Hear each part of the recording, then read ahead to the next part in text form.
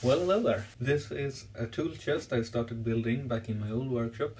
It got interrupted when I moved here, and while it's been standing waiting for attention, I've noticed more and more things I don't like about it. The construction, the proportions. So I decided to start over. In this video I'm making the new carcass.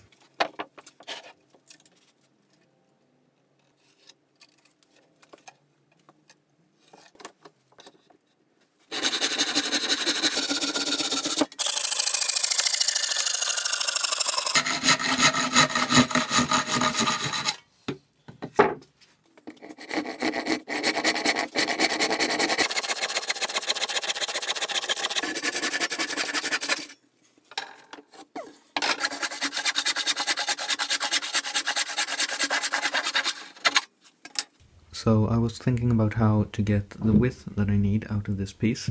It's a very nice wide piece of beech, but the live edges are not what I'm looking for in this project. So I need to cut them off, and if I would just rip away all the live edge here and make a parallel line here, I don't have the 28 centimeters that I need. I'm just short 1.5 centimeters or so. But what I realized is these boards are heavily cupped, and I can use that. By the time I've planed it flat on both sides, I will be down to these lines. And look at what happens on the corner. If I would rip this board to remove all the live edge, I would cut it right there. This bit of material will get planed away anyway, so it doesn't matter if there's some live edge left there. So by instead ripping it out here, I can make the board about 6 or 7 millimeters wider on each side. And that should give me the 28 centimeters that I need.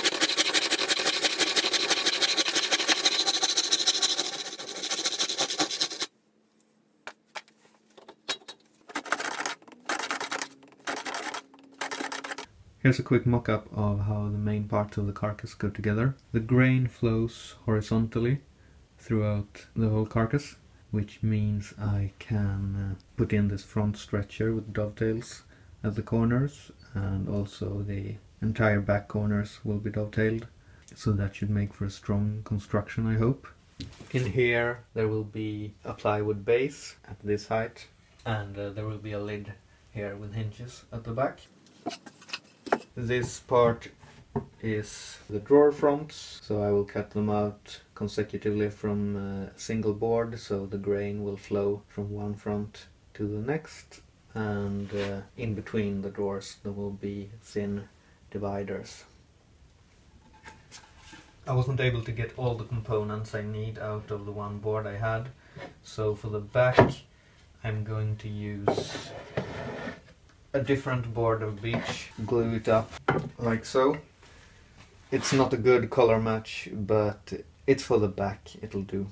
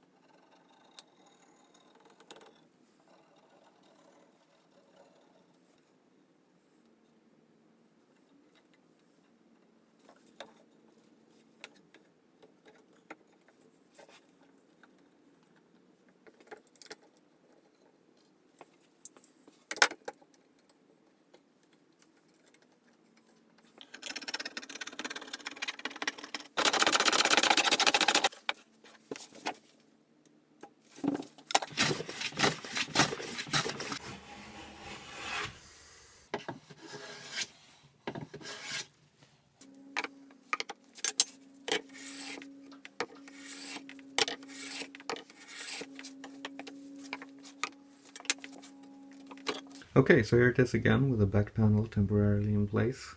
I didn't clean up the scrub plane marks all the way down. Down here it will all be hidden behind the drawers, so you'll never see that. Up here it will be visible in the top compartment, so here it's all smooth. And yeah, now it's time to make grooves for the drawer runners in the side pieces.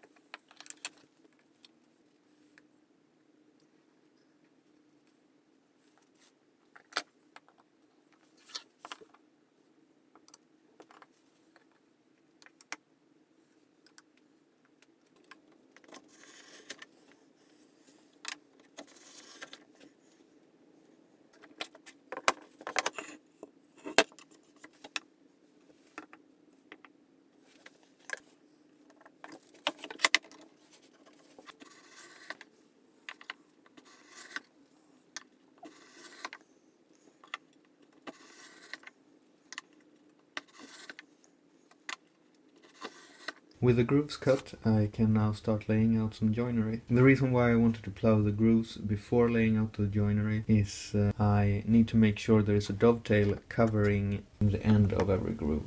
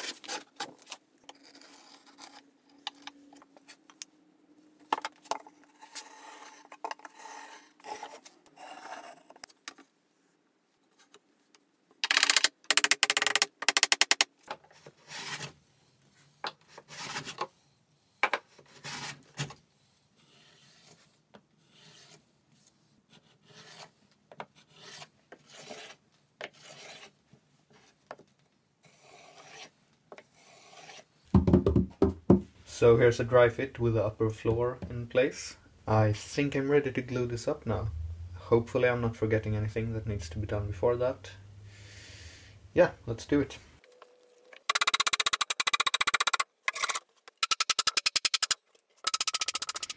Okay, I got my parts laid out, my clamps prepared, I'm ready to go. I'm going to try polyurethane glue for this job.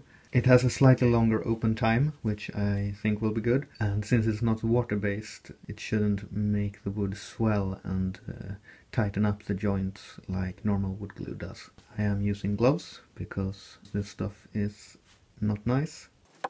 Little stick to spread it with instead of using my finger. I don't want to get this on my skin at all. Right.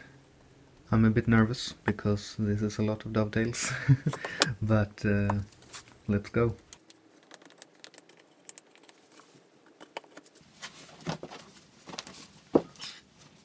That was so nice how it just slid in place. Health hazards aside, this glue is quite a step up from water-based glue. But then it is also like twice the price.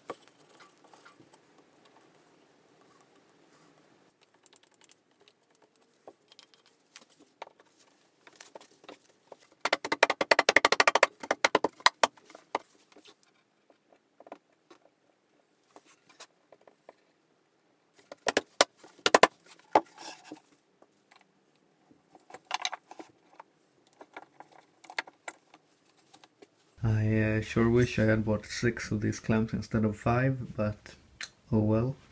I'm just going to put some of these across the corners as well, because I have read that polyurethane glue can expand a bit as it dries, so I just want to clamp that to keep it from cracking.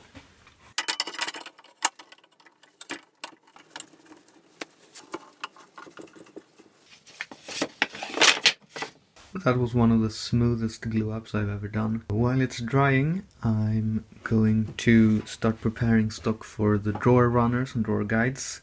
I'll be using birch for that. I'll just remove this fabric material and start laying out some components.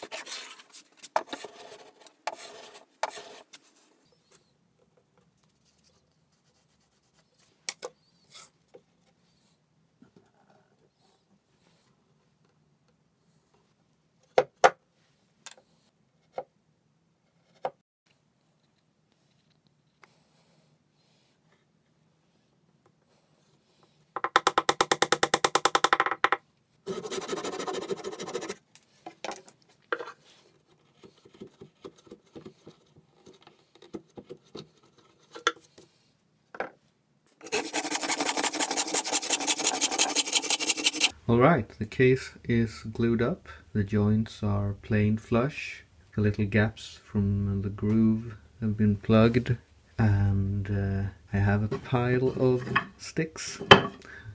Also, the cut-offs from those sticks will be the drawer parts. More on that later. The idea here is to make 4 frames that will slide into these grooves that I made in the sides. The frames will have a front of beech and sides and a back from birch, and also runners in the middle or at the thirds for the frames that will support 2 or 3 drawers side by side. Does that make sense? I think so.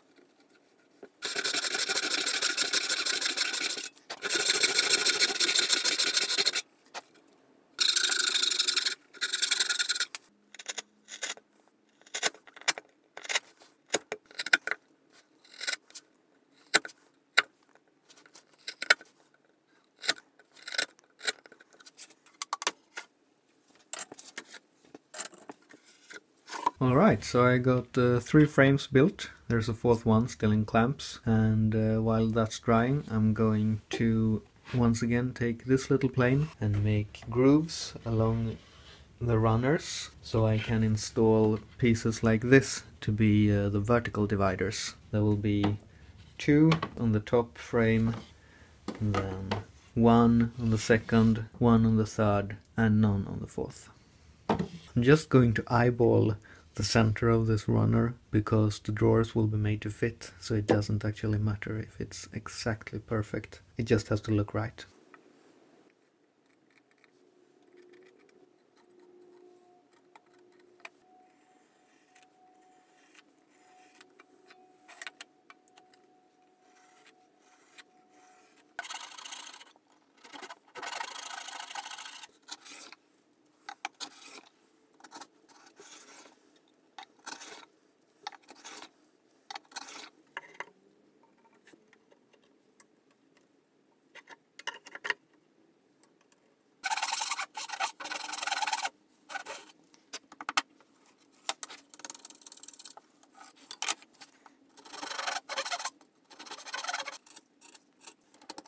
I'm very close to ready to glue this up. The last step will be to pre-finish the inside with a bit of beeswax. I'm hoping it will both work as a lubricant for the drawers and make it easy to remove the squeeze out from the next glue up. Of course, I have to be very careful not to get wax into the grooves where the glue will be.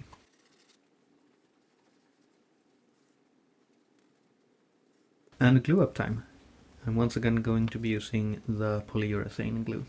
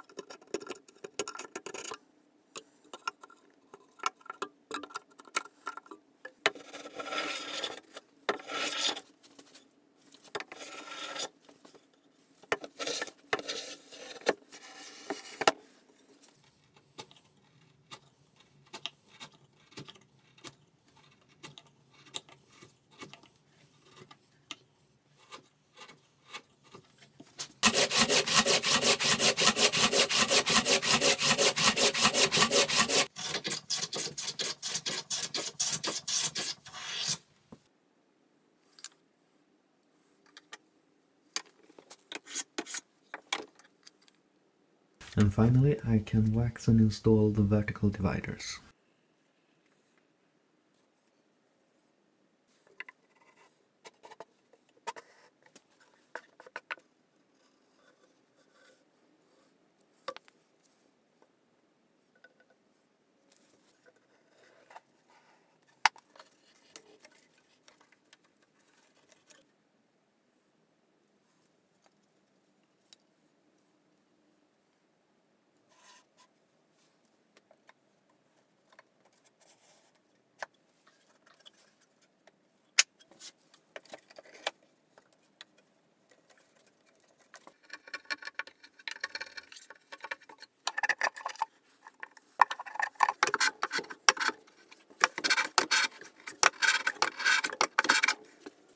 And with that, the carcass is done, and that's what I'm gonna call it for this video. So next time I'm gonna make the drawers, the lid, and put on finish.